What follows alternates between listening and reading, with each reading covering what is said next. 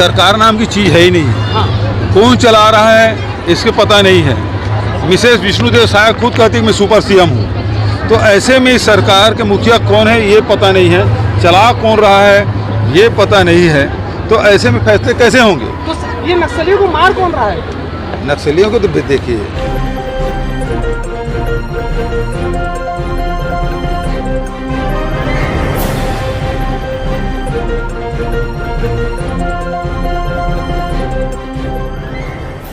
और भाई धीरज बागलीवाल और पूरे टीम ने तीज मिलन कार्यक्रम का आयोजन किया गया था और पूरे पारंपरिक ढंग से इसका आयोजन हुआ। बहुत शानदार हुआ, खेलकूद का भी आयोजन हुआ और सांस्कृतिक कार्यक्रम का भी आयोजन हुआ था और सब लोगों ने इसका आनंद भी लिया। छत्तीसगढ़ सरकार ने 25,000 करोड़ कर्ज दिया है छत्तीसगढ़ विकास के लिए। कितना? डीपीएस मामले में एफआईआर हुआ। देखिए, जानकारी मिली जब मैं यहाँ आया तो पता चला कि डीपीएस मामले में एफआईआर हुआ, जबकि पूरे पालक खोलो, आ जाओ खोलो। डीपीएस मामले में सबसे पहले डीपीएस के पालकों ने ये मामला उठाया और तब से प्रिंसिपल इनकार करने लगा और एसपी अपने दायित्वों का निर्वहन न करते हुए पहले उनको एफआईआर करना था। पॉक्सो एक्ट में ये प्रावधान है, सुप्रीम कोर्ट का भी निर्देश है कि सबसे पहले एफआईआर लेना फिर जांच करना है। उन्होंने एफआईआर नहीं लिया और सीधा जांच करके उसको सर्टिफिकेट दे दिया कि ऐसा कुछ हुआ ही नहीं, जबकि दो सीनियर डॉक्टर के उसमें जांच की गई उस बच्ची की और जिसमें पाया गया कि उसके प्राइवेट पार्ट में खरोच है, जख्म है। और इस बात को भी एसपी ने अनदेखा किया। इसीलिए मैं कह रहा हूं कि एसपी एक बार पालक बन जाते हैं, दूसरे बार पुलिस अधीक्षक हो जाते हैं और तीसरा वो जज भी बन जाते हैं, फैसला भी सुना देते हैं। और इसी मामले को लेकर जब ये मामला लिपापोती हो गया और पत्रकार जो इस मामले को उठाए थे उनको धमकी तक एसपी ने दिया। जो अधिकारी जांच कर रहे थे, जिन्होंने आवाज़ उठाई, उस अधिकारी के खिलाफ भी कार्रवाई करने के गीदड़ भपकी उन्होंने दी। न अधिकारी के खिलाफ, अपने अधीनस्थ अधिकारी के खिलाफ कोई कार्रवाई किया, न ही प्रेस वालों के खिलाफ कार्रवाई किया। इसका मतलब ये है कि लिपापोती करने का पूरा प्रयास था।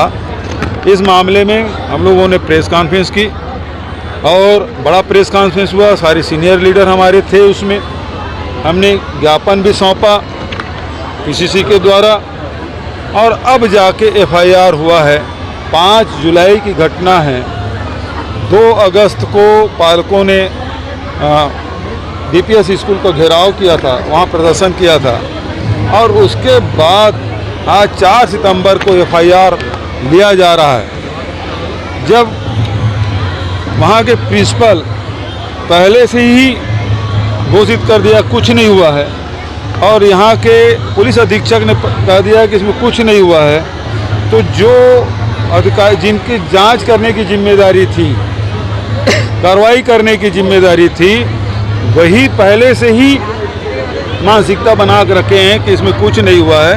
तो ऐसे लोगों के उपस्थिति में, उसके रहते निष्पक्ष जांच नहीं हो सकती। इसलिए मैं सरकार से कहना चाहता हूं कि इन दोनों को, भिलाई स्टील बीएसपी मैनेजमेंट, उसकी जिम्मेदारी है कि गलत एक्सटेंशन दिया गया उस प्रिंसिपल को, जबकि कोई नियम नहीं है। सीबीएसई से परमिशन भी नहीं लिया गया है और उसमें ऐसा कोई प्रावधान भी नहीं है, उसके बाद भी उसको एक्सटेंशन दिया गया है। तो पहले तो प्रिंसिपल को हटाए। दूसरा, राज्य सरकार से कहना चाहता हूं कि ये यहाँ के पुलिस अधीक्षक को तत्काल हटाए, तब जाके निष्पक्ष जांच संभव हो पाएगा। सरकार नाम की चीज़ है ही नहीं। कौन चला रहा है इसके पता नहीं है। मिसेस विष्णुदेव साय खुद कहती है मैं सुपर सीएम हूँ। तो ऐसे में इस सरकार के मुखिया कौन है ये पता नहीं है, चला कौन रहा है ये पता नहीं है।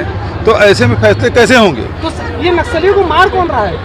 नक्सलियों को तो देखिए, सरकार कौन चला रहा है, आप सवाल कर रहे हैं। तो सरकार थोड़ी मारती है।